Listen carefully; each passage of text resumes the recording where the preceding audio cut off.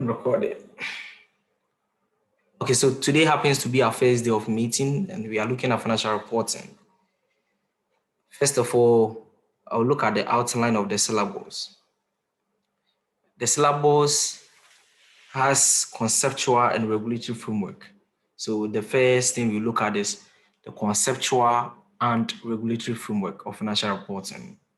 That's the first outline. The second outline relates to accounting for transactions in financial statement. So over here, we are going to look at a lot of accounting standards. We look at accounting standard in terms of the three main areas. Every accounting standard is having three main areas. What are the areas? Permit me to just brief you on that. Today is just the first day. I'm just introducing our meeting. So the first one, we have the recognition aspect of the standard. The second aspect, we have measurement aspect of the standard. Initial measurements, subsequent measurements.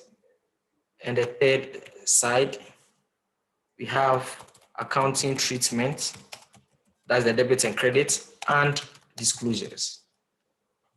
So every accounting standard has these three main areas. The standard should talk about recognition, it should talk about measurement, and it should talk about accounting treatment and disclosures. We only have some few standards like IFRS 9, where we have different standards pertaining to what talks about recognition, what talks about measurement, what talks about accounting treatment and disclosures. In the case of IFRS 9, we have IAS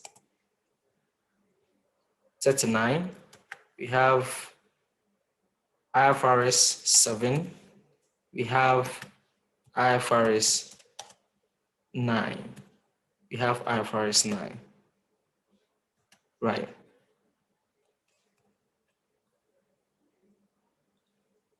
Okay, so when you look at IFRS 9, it talks clearly about the recognition aspect of the standard. IFRS 9 talks much about recognition aspect of the standard. If you look at the IAS 39, it's all about financial instruments. IFRS 9 is the standard talking about financial instruments. IAS 39 is still financial instruments. IFRS 7 is still financial instruments. It is the only beautiful standard having a lot of breakdowns. So we have IFRS 7, which talks about disclosures of financial instruments, and it's all about financial instruments. IAS 39 talks about the measurement aspect, basically the measurement aspect of financial instruments. And the IFRS 9 itself talks strictly about recognition, though it can have other composition, but the main thing it talks about is recognition. Apart from this special standard, all the other standards will have these three main elements combined as one. So you can talk about IAS 2, which is inventory measurement. Inventory IAS 2 will still talk about recognition, measurement, accounting treatment, and disclosures. If you look at standard like IAS 40, investment property, it still talk about recognition, talk about measurement, initial measurement, subsequent measurement, accounting treatment, and disclosures. If you look at our issues pertaining to IAS 19, employee benefits. Employee benefits will talk about recognition, measurement, accounting treatment, and disclosures. You can talk about IFRS 2, share-based payment. It still talk about recognition, measurement, accounting treatment, and disclosures. So apart from IFRS 9, IAS 39, IFRS 7, having different categorization, all the accounting standard we have, right from IAS 1 to IAS 41, right from IFRS 2 to IFRS 16. Basically, we have a lot of standards though, but we look at what pertains to financial reporting, what is mostly important for exam perspective, right? So our meeting today and other periods will cover these outline. The first element on the list is the conceptual and regulatory framework for financial reporting. A second is accounting for transaction financial statement, and about 45% of the paper revolves around accounting standards. So we really have to pick the standards one after the other, go into details of it, know how to account for them, then probably look at how we can present them on the financial statement. The C aspect talks about analyzing and interpretation of what financial statement. So in the C aspect, we are going to calculate ratios. Then we are going to talk about why that sort of is happening. Mostly what the financial accountant has to do is that he has to just look at, probably it can be 2 years financial statement that he's having at his disposal. Let's say 2018, 2019 financial statement. He can just look at the two, analyze the statements, basically know what has happened, why has it happened. Try to look at those things which never went well to find ways of what improving upon that. Instances where things went well, you just try to keep up to the good things that he did. The financial accountant, in the case of financial reporting, is not going to talk about variance analysis. Variance analysis will be treated in management accountants if it is ICA, or performance management if it is ECCA.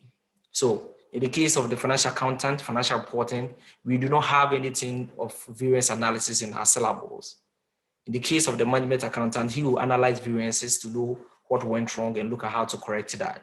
But in the case of the financial accountant, what he actually look at to assess his performance is by calculating ratios and interpreting the ratios in the state of what the financial statement, right? Then the last side will be the preparation of the financial statement. But over here, not just preparing final accounts, not just preparing final accounts, we are going to also look at consolidation. So we are going to look at consolidation over here. That is the case of IFRS 3, business combination. So you look at consolidation. So consolidation, you're going to look at accounting for non-controlling interest, which is NCI, accounting for associates, accounting for a subsidiary, and probably if there's the need for us to look at IFRS 11 in the case of joint ventures and joint arrangements, we will actually look at that. But the level 3 paper goes deeper into accounting for IFRS 11 and IFRS 10. They actually look at accounting for those two. IFRS 11 talks about joint venture or joint arrangement. IFRS 12 talks about disclosures of joint arrangement or joint ventures, right? So basically the financial reporting syllabus is going to look at the conceptual and regulatory framework for financial reporting. Very important for you to know the nature of financial reporting, how the standards actually came up, the functions of the International Financial Reporting Interpretation Committee, the functions of the International Accounting Standard Board. All those sort of issues are important in understanding the conceptual and regulatory framework. And the most important bit over there will be the qualitative characteristics of financial statements. Qualitative characteristics. That is in the case of the fundamental characteristics and the enhancing characteristics. So we have this outline, and all the work we are going to do from this time to whenever we are going to finish it will just revolve around the financial reporting syllabus. And if we're able to go through, get the concept right, then that means we're in good shape, you are ready to pass your paper, right? Now let's move on to the main objective. Main objective. On successful completion of financial reporting paper, candidates should be able to, one, discuss and apply a conceptual framework for accounting. So this is the learning objective. We should know how to discuss and apply a conceptual framework for accounting. To discuss a regulatory framework for financial reporting. 3, prepare and present financial statements that conform with international financial reporting standard. I think that probably the case of Pablo and Ruiz will have a challenge a little bit, because the setting in which you tend to work is you tend to use the US GAAP a lot. I know it's going to be a little challenge, not so much a challenge, but it's going to be a little challenge because the US GAAP actually differs from materially from the IFRS, right? So just in the case of, let's say, recognition of I-16 property, plant, and equipment, the case of the US GAAP talks about initial recognition, and the case of initial measurement, as cost, subsequent measurement still at cost. But if we come to IFRS, initial cost, subsequent cost or evaluation, a whole lot of issues will tend to come up, but I'll try to distinguish the two for you. So in the case of students who are actually looking at only IFRS, if I'm talking about issues pertaining to US GAAP, you can probably decide to ignore that. But if you still want to know, probably would like to take any US-based professional qualification, that is also okay with you, right? So rules and Pablo, I think when the time is due, I'll just give the distinction for you to know what you have to do. This is not a CPA, this is an ACCA, and we actually conform to IFRS, right? So the fourth objective will be accounting for business combination in accordance with IFRS. So we have accounting for business combination in the case of what US GAAP, but that's not what you're going to look at over here, right? Then the fifth item is analyzing interpretation financial statement, right? So that will be the main objective. Whoever goes through the financial reporting paper should know how to do this. If you think that you cannot do that, then probably you have to revisit it. Or probably, as we tend to go through the syllabus, you just have to be alert. Passing financial reporting needs mastery of the building blocks. Building blocks is very, very important. And I have a very simple sketch, just like a development, like a foundation. You should have a foundation, then at least there's supposed to be a laying of blocks and whatever, you lintel before you have your roofing, right? You will really be formidable with financial reporting. You will really be formidable with financial reporting if your building blocks are right. If your building blocks have a challenge, there's going to be a challenge. You are going to have a challenge with financial reporting. Financial reporting is not difficult to pass. A lot of students have confessed, even in the case of the PQ magazine, that they did pass financial reporting because they actually knew a lot of templates. If you know how to account for taxes, just like in the case of IAS 12, income taxes, using the card mnemonic, you're going to be fine. You get things done. Meanwhile, there's absolutely no big work done in terms of that. So the building blocks is very important, and that's what we're going to look at. And going by the building blocks, one, there's supposed to be a mastery over the format for the statement of profit and loss and other comprehensive income. Just giving a shortcut plugging and the statement of financial position. So students are to note the layout. There was a setting where students actually presented themselves to write mock pertaining to financial reporting. And what I actually did was that I just asked them to present or to give a format or a layout of the statement of profit and loss and other comprehensive income without looking on any other sheet. Just try to write on a plain sheet of paper, format to statement of profit and loss and other comprehensive income, statement of financial position, statement of changes in equity, all those bit. A lot of them got surprised, but chunk of them couldn't get it done. And if the fundamental, you cannot get the fundamental done, then that means that there's going to be a challenge, right?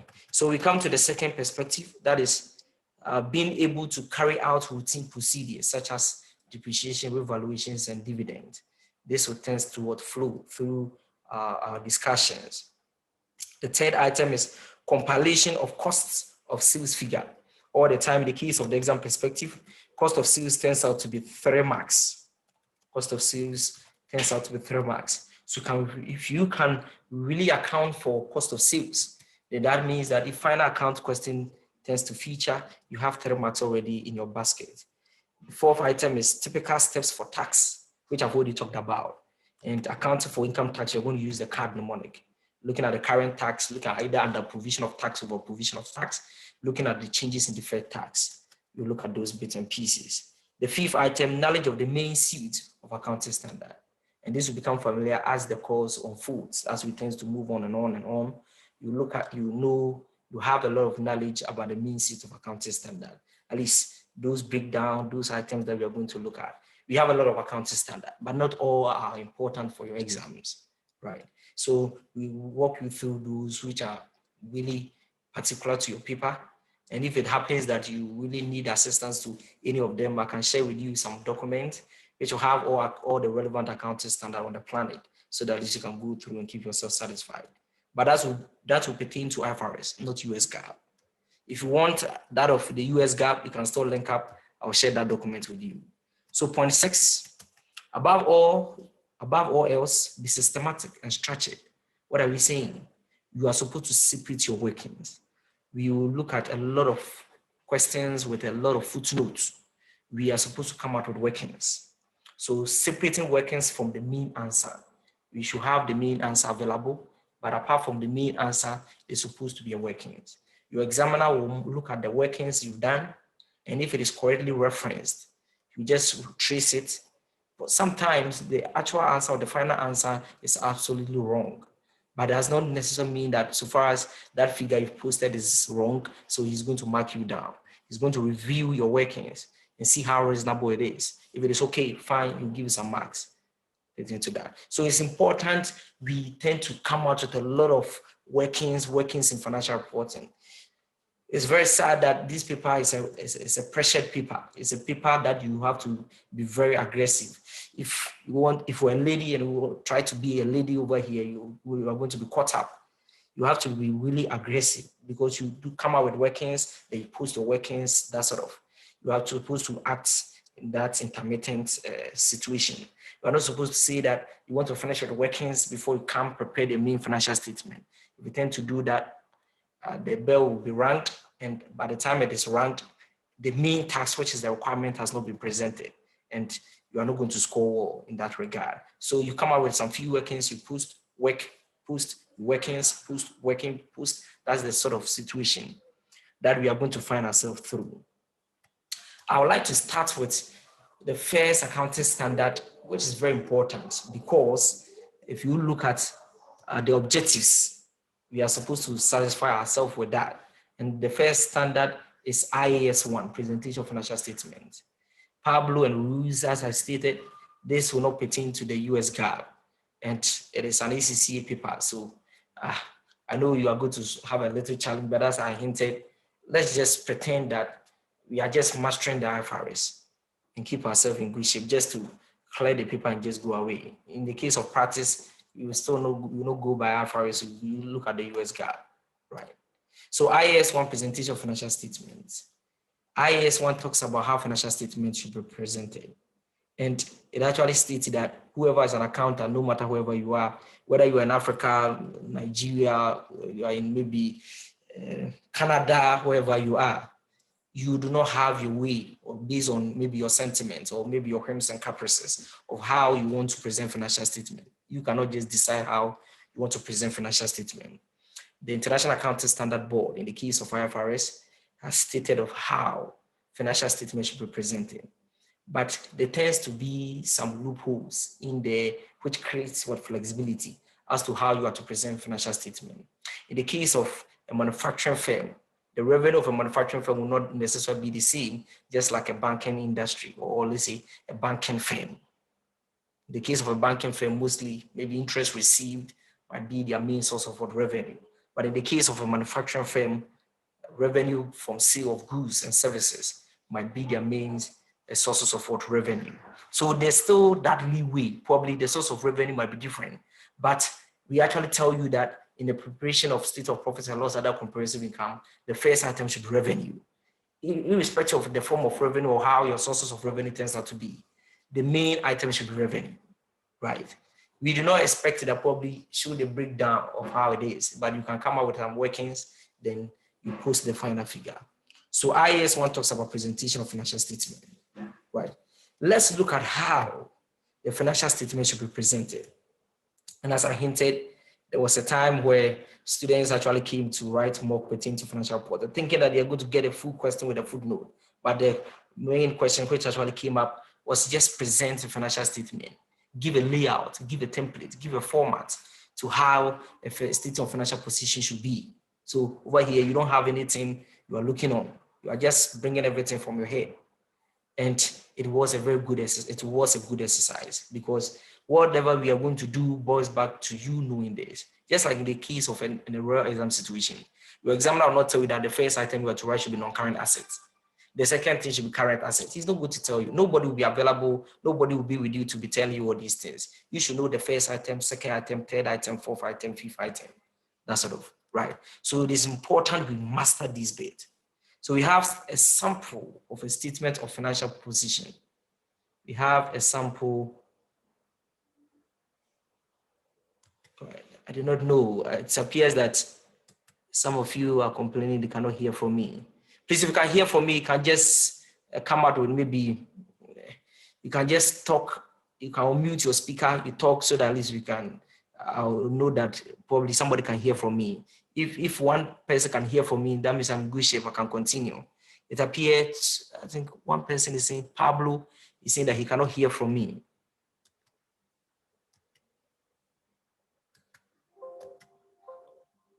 Hello, can any of you hear from me, please?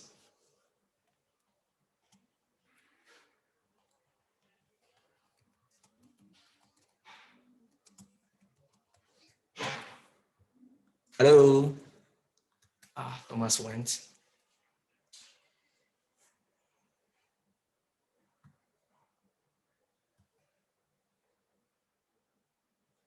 Hello?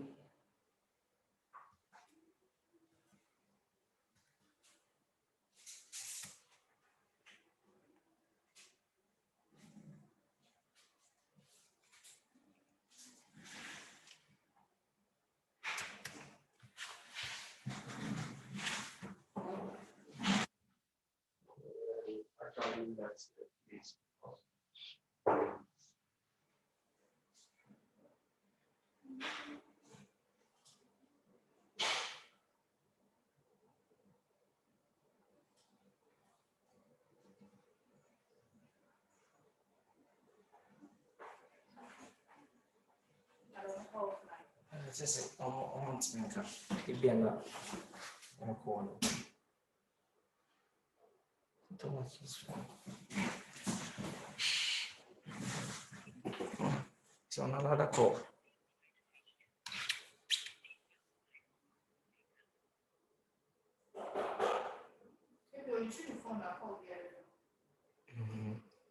Bon. No, I can continue.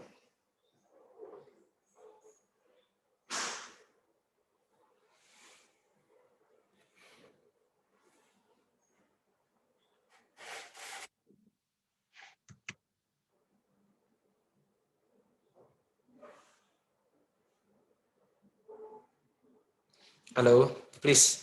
I want to find out if you can hear from me. So, I'm surprised. All right, let's try that and see if it will work out.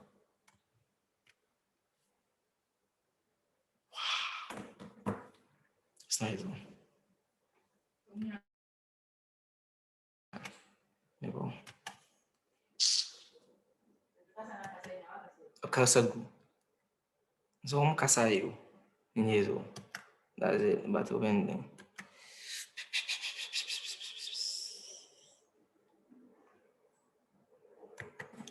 yeah, bro, funny the serious. Bro, for the serious.